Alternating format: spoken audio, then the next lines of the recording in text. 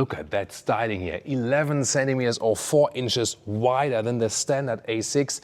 High gloss black, then really large air intakes, large grills, special styling, and also here the high gloss wheel arches. RS6, isn't it? And then here, like from the RS5, extra wide body kit here. You can almost grab in here. 21-inch wheels. The only thing is that this is not an RS6. This is the all-new Audi A6 Allroad. And yeah, as I have seen this car for the very first time, like, that must be the all-new RS6. Yeah, but it is actually not. Why this is the all-new Audi A6 Allroad and what they want to do with this vehicle here, I will explain to you now here on Autogefühl with Thomas in 4K, full screen, full length. Let's go with the all-new Audi A6 Allroad, making its comeback, the very popular crossover-ish model. If you want something between wagon and SUV, there it is. At this moment here, two things. First of all, we have it here in the dynamic mode. That means it's 20 millimeters lower in that dynamic mode. Also happens when you're driving faster than 120 kilometers an hour, so like about 75 miles an hour on the motorway for efficiency. And this is the standard body kit. And the standard body kit has the darkened Audi rings. They are still somewhat three-dimensional. Then the special front grille, also here with these vertical black elements inside, and also then the matte black front bumper together with high gloss black on the side. As I said, standard body kit, and they honestly really make an RS6 styling as standard for the A6 Allroad. And also you can see here in the side you have the high gloss black wheel arches together with the largest wheels, and you can see there's hardly any space right there in the dynamic mode. But we can also make an Audi A6 Allroad out of it. As easy as that. So I go into the drive select and then I select max. And then we will pump this car up because this suspension is very variable. It's an adaptive air suspension. And this is the first thing you can do, you know. So there's the minus 20 millimeter dynamic level, then there's a standard level. Then you can go up 35 millimeters for the off-road mode, and on top of that, even 15 millimeters higher in the lift mode. And this is now soon finished, the maximum lift mode. And suddenly the car looks a little bit different when there is more space right here, doesn't it? So this makes this car also, so much variable, very, very interesting. And you can still get this somewhat more classic A6 Allroad styling. I've also maybe from our old video how the previous generation looked like, and you can get a similar styling with the brighter lower bumper here. Like this part here in the front can also be gotten into like this silver contrast look, and then also here these vertical elements are also in silver, then somewhat similar to what the previous generation has looked like. So, but it's interesting that they make basically the standard look, this sinister sporty RS6 look, and then only optionally you can get this classic crossover A6 Allroad styling. The same will also soon happen to the rear. I will show that to you. Yeah, but a very interesting choice. And I have also been asking Audi, like, what is the focus of this vehicle? Is it supposed to ride more comfortable or sportier? And they said kind of both. What do they mean by that? So the wheels, they have a larger diameter, so they are basically also higher here. So they have, on the one hand, more dampening. At the same time, the tires are also always wider, so here in the width, in comparison to the standard model, and that makes the ride sportier, together with the air suspension, which can go really low for a sporty ride, but also higher for off-road riding. The most comfortable setup is, of course, always the one in the middle, because then it rules up and down. Interesting also that it starts 19-inch and 20-inch, 21-inch. These are the largest ones, also with this large hole style, so to speak. And these are 285 millimeters. And also the steps 265, 275, 285, depending on the inch size. So they get wider and wider and wider. In the standard A6 Allroad styling, as I said here, high gloss black, but the optional, let's say, old school look, then you have a matte black here on the side. And yeah, really like taken from the RS5, this like how wide this body kit is here. We just shown you the RS5, and then you have the same element there in that RS model. Very interesting. Also high gloss black here in the lower part, and then with these cut-ins to have the special all-road look. And the standard model would also then have here the high gloss black frames around. Length at 5 meters and 197 inches. Is because of the bumper is also a little bit longer than the standard model. This one gets a Quattro Ultra overdrive, at least in Europe. That means you would still have a rear wheel bias in the moment of acceleration. Then more power is sent to the rear. But when you're just cruising, the rear can even be uncoupled, actually. So it's not the standard torsion Quattro overdrive 4060 as we used to have that one in this new A6 generation. Then here the rear, the light strip goes all the way through. OLED design elements here, they have different steps. So they have a base LED, then matrix LED in the front, then the digital matrix LED, which we've also seen in the front right here, and then you can also get the OLED here for the rear. And you can see a very interesting three-dimensional styling here on top of that. You can really feel it actually. And then once again, we do have the all-road badge here, and this styling is here in black. That is the standard. And then also, like the previous generation, you can get a more silver look also for the rear. And honestly, this is so to speak fun because that's the RS6 look. On the other hand, if I would get an all-road model, I would actually prefer the all-road styling to have like, this is the all-road model, you know what I mean? But yeah, that's maybe a matter of preference. So tell me in the comments if you do prefer this new sinister, sporty black styling. I know Leah does. She always likes that kind of styling. I'm more a friend of like bright and maybe some chrome. And if I go for the all-road model, I would like this, you know, silver contrast and so on. And two more important things here in the rear. The whole car is from the body kit wider, yes. Like this 11 centimeters and 7 centimeters of that is also the track, like, you know, how the wheels are mounted basically. So it's 7 centimeters wider in the rear, 7.4 centimeters wider in the front from the track, and then 11 centimeters overall. And standard for the plug-in hybrid, optional for the TDI here, for the diesel. You get a rear axis steering. The rear wheels then turn up to 5 degrees in the opposite direction than the front wheels, making a better turning circle and maneuvering around and so on. Yeah, but very interesting. What a large surprise Audi has for us here today. Oh, and look at these. I mean, these always look like RS exhaust, right? Here on one side though, because this is here the 3-liter TDI. Let's take a look under the hood. Oh, but I can also show you the base normal level, by the way. If I go to balanced mode, then you can take a look like how the car just looks on the normal riding height. So there we go. So the European market will start with the 3-liter TDI, 300 horsepower, around 3.5 seconds in the acceleration figure. MHEV Plus, that means you will have even some recuperation moments and some electric driving moments. We can also see the engine right here. Then you will have a 2-liter 4-cylinder plug-in hybrid with 367 horsepower system output, also about 5.5 seconds in the acceleration figure. 21 kilowatt hours net as for the battery size. And the North American market will start a little bit later, and that one will get the 3-liter V6. I mean, if we look at the normal A6 figures, also probably 367 horsepower and sub 5 seconds in the acceleration figure. But they concentrate with this model here rather on the high horsepower engines in the model lineup, because this is supposed to be this top end spectrum, which is usually the RS6. And yeah, we will see about the RS6 soon, but probably, yeah, you've seen already some of the styling basically. Here you can see once again the digital matrix LED.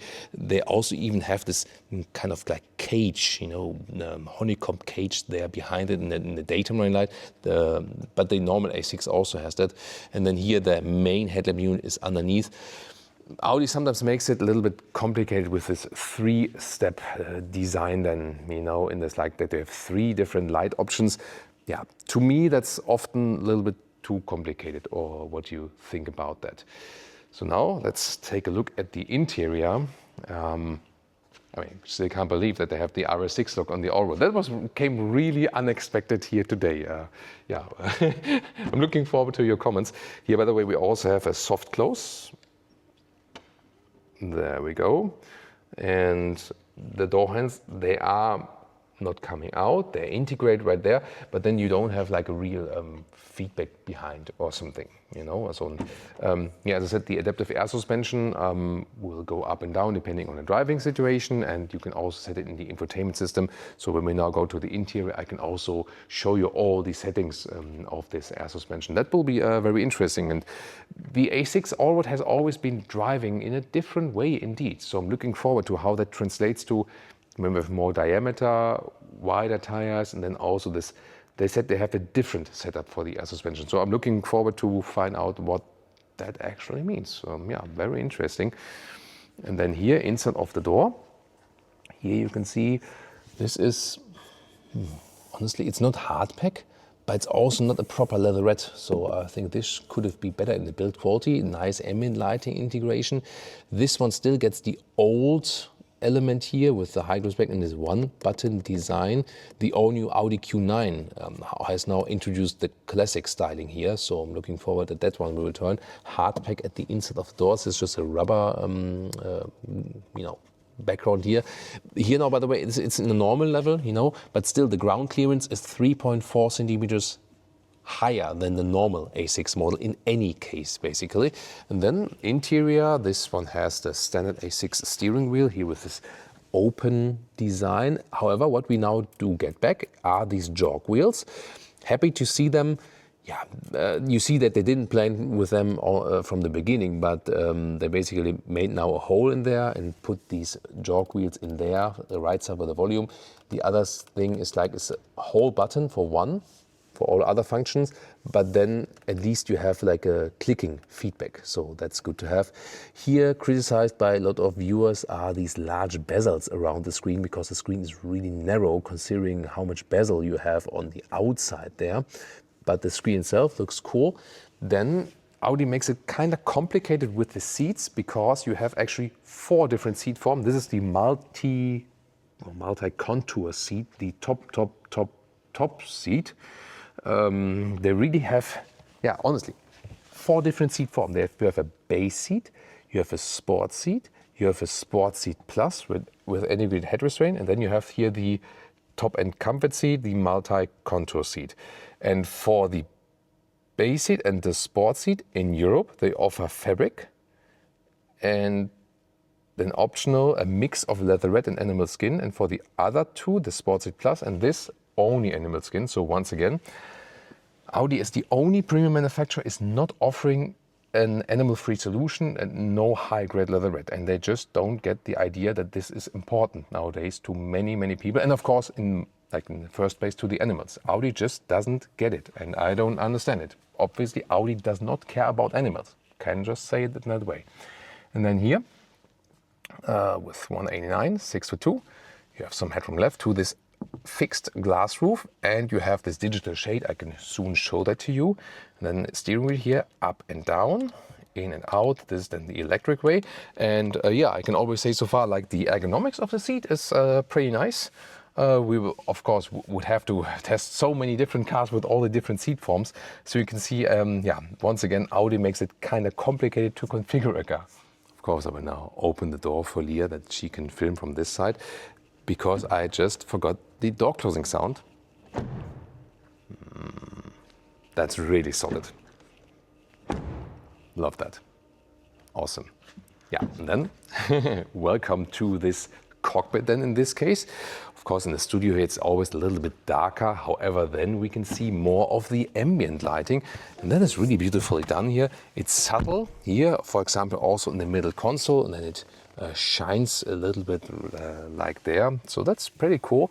Also pay attention to that we have here in the A6, this is like a little bit padded here on the sides each. However, with your knees, you rather hit the hard element here on the top part. But that's again a nice thing, because this is then here matte wood. I appreciate that. Only the rest of the middle console here, this is then high gloss black. So I would wish maybe for a matte wood element here all the way as well. cup holders, nice ambient lighting integration, 4-dot design, appreciate that. This, by the way, the key fob. It's always funny that with the Audi keys and the cup holders, they always fit somewhat in the cup holder. That's the thing, you know, that has been an Audi thing ever since, actually. Still a manual volume jog, yeah. And then 2 USB-C chargers in the front. Inductive charging pad is also ventilated. A passenger display right here. Of course, you have different options also for the infotainment systems. But here, once again, this grayscale design, I don't appreciate it. I think they should really fix on the looks of their infotainment and also on the... so let's see. Oh, Audi tradition scene. So go to checkout. Let's see, I want to have the... Please scan the QR code on your phone. Then you can continue shopping in the My Audi app. Yeah, and that's the thing. You have to buy this scheme, and that's a no-go for a 100,000 euro car. And then here we have the cockpit with this black panel design. Once again, really large bezels here and there. And another problem of this new interface is also that I cannot reach the climate unit that well. But yeah, here it's not too bad, but you always have to put your hand like this, you know, and then you have to have very mobile fingers, because if you want to put your hand like this doesn't, like, finger is not long enough, kind of like, so it's always thought that you put your hand there and then do it like this, but it's not really good as for the ergonomics and so on. The visualization in the infotainment is actually pretty cool. I can soon show that to you in detail. That looks really striking here as well. And also I will talk in depth again about the different off-road driving modes and so on. Then here, middle console, this is soft enough for your elbow. You can pull it up, feels nice and solid. Some more space underneath. Left side for your elbow. Yeah, on the left side it could actually be a little bit softer, honestly. And then we have this glass roof, and this then the digital shade. You can remove it or apply it completely. This does not change how much heat is coming in the cabin, but the heat filter, this is inbuilt from standard. Actually, very important to know. Oh, pretty cool. Also here the ambient lighting there in the front. I think they're going there also a little bit into the Mercedes direction, don't they? I think when you change the climate, I think it's red then. Is it? Let's see. Ah, in the door. Ah, in the door. Yeah, Leah saw that earlier here. Then it changes to red. Let's see if I can also see it on. Yeah, they're on my side as well. Best greetings to Mercedes. Yeah, best greetings from Audi to Mercedes with this feature. Yeah, I guess you can also deactivate it, but there's a little bit playing around with the light features. And the driver POV here, the 2-dimensional Audi rings. So yeah, you cannot really feel them. Hopefully they soon come back. Then the instruments. Hey, luckily we have a RPM meter even in the standard mode. Even the RS5 doesn't offer that. That's very interesting. You can switch it through the modes here a little bit. And we also have a head-up display, even with a leveling meter that shows us in the head-up display. That's interesting. Then the main infotainment unit. As I said, the drive select I can activate in the lower part down there. Most impressive view. And then balanced normal mode, dynamic mode. Then here it goes a little bit lower, 20 millimeters. And you can also use this one on the left side. So then you can also click it here on this, though it goes down. When you go on, strange feeling inside. Strange feeling. Yeah. Goes up and down. Yeah, it's a little slow roller coaster. Yeah. And then here, when you click on the max, it automatically hops to the off-road mode. And this is then off-road plus lift mode. In the off-road mode here, you see here also here these impressive small stones which signalize off-road driving. Oh, they disappear when you don't look at the rear. So wait a minute. No, they're gone. Yeah. The stones are gone. Anyways, in the off-road mode, it optimizes traction for off-road driving and so on, and lets you also play with the car a little bit more. And you can also individualize everything. And here's an important button. Is that in every car? This one here. This is here for the assistance system. Yeah. This is like this is actually also nice. Good point by Leah. So when you click this one, you directly hop to assistance systems where you can for example, easily deactivate some stuff. The other solution would also be that you use this favorite button. With that one, you can also, for example, then set that this one deactivates the EU speed chime law, and also there. So now they have really integrated a lot of possibilities to deactivate. The stones are back. That's interesting about that. Yeah, but this visualization here is actually quite cool. Leah is having a lot of fun with the stones joke. Yeah? This typical German humor, you know. Leah appreciates my German humor. I hope you do as well. Thank you so much. Thank you so much.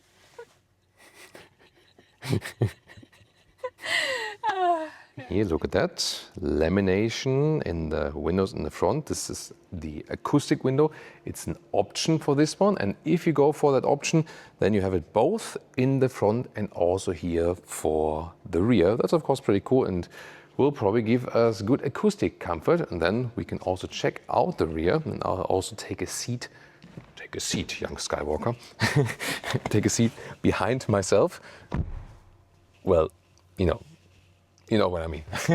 So then here, there's not much legroom left. And it's a super long car, and this is of course disappointing as for the usage of space, definitely. So tough when the tall person is driving in the front. Oh, do you know these things that you don't see them at first, and when you've once seen them or someone told you about this, then you cannot unsee it. And that was, I think, for me, one very good example is like the previous generation S-Class had this clown's mouth steering wheel, you know, that looks like, that was like, I didn't see it, and then someone told me, and they're like, oh no, I can't unsee it. And now there comes something like this. Look at these seats here from the rear. When you look at them from the rear, and also like here, when you put the head restraints like this, doesn't, like the seat and with the head restraint, doesn't it look like someone would be, you know, like putting the shoulders up, you know, and you know, do you see it? Do you see it? Yeah. Looks like a person puts shoulders, you know, like that, right? Yeah. Thanks. Now you can't unsee it. So not much legroom here. You see, my job is today just to make Leah laugh, that she can also sustain the long shooting here of the vehicle. Headroom here to the glass was no problem, but here to the side, that's really close. That's really close. It's interesting.